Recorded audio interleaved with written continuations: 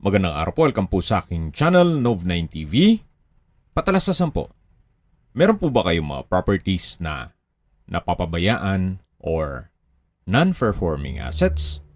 Plan nyo yung ibenta, pero wala kayong oras pagbenta nito. Kung ito'y pagkakatiwala nyo po sa amin, tawag lang po kayo sa aking numero, usap po tayo, gawan ko po ng video for free. Yes, libre po. Wala po kayong babayaran.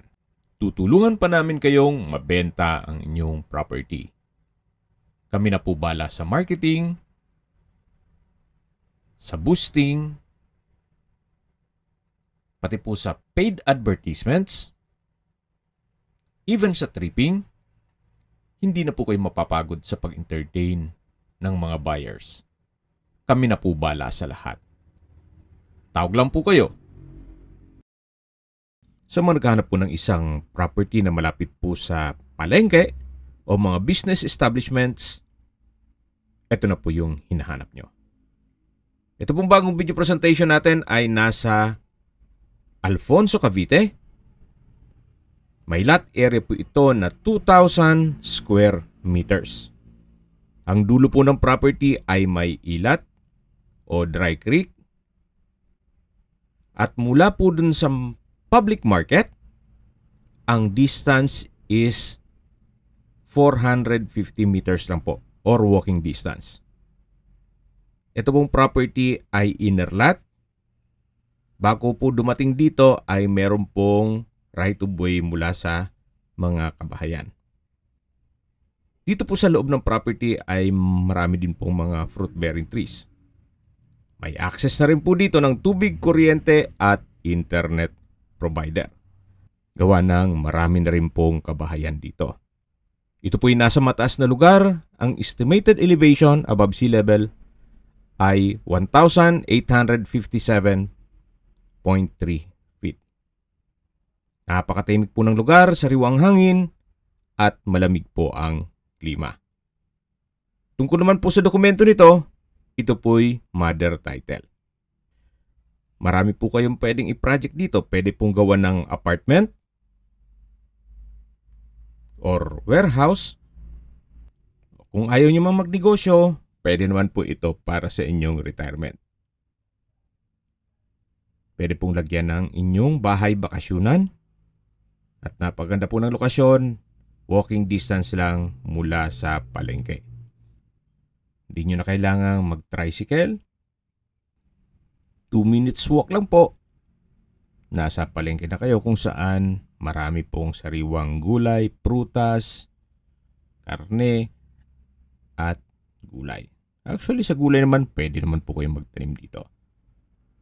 Sa laki po nitong area na 2,000 square meters, marami na po kayong pwedeng gawin dito o i-project. Yan po, tunghayan nyo po itong kapaligiran. At habang pinagmamasdan niyo po ito, pag-usapan na natin ang distance, location, at travel time. Kung familiar po kayo sa Welcome Arc Alfonso, dun po sa highway ng Tagaytay Nasugbo, ang distance is 2.1 kilometers at ang travel time is 6 minutes. Opo, napakalapit lang po dito dun sa Arco, kung saan pag pumapasyal tayo ng Tagaytay, dun tayo bumibili ng mga karne ng baka.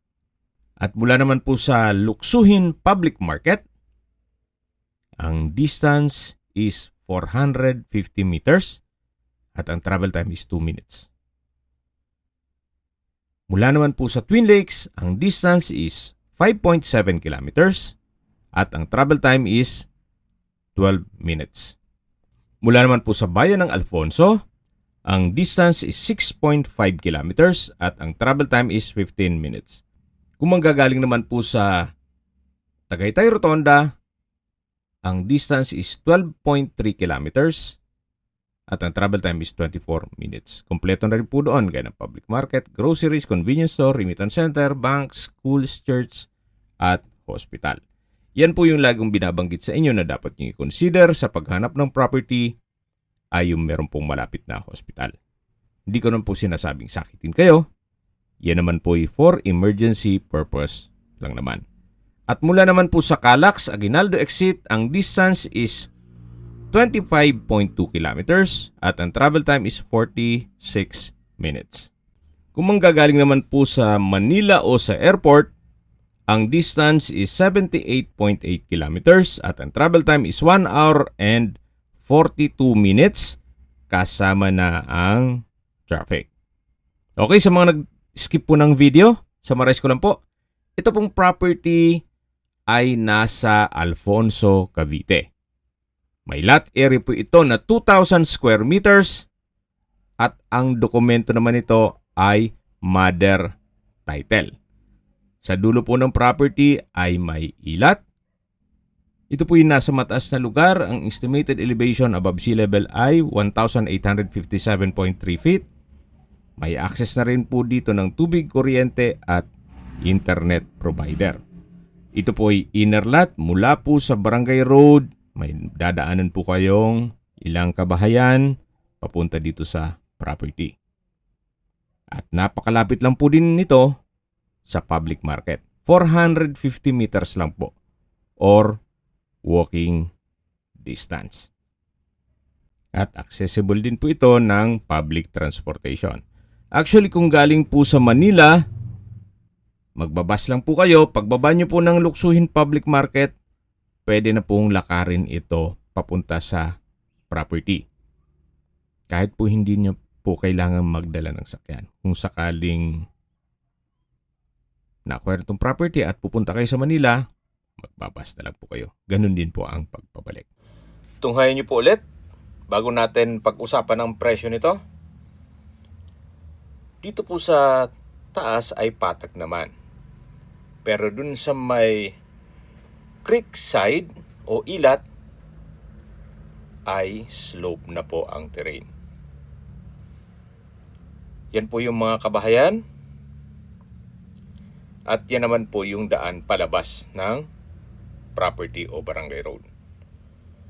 Okay, sa presyo na po tayo.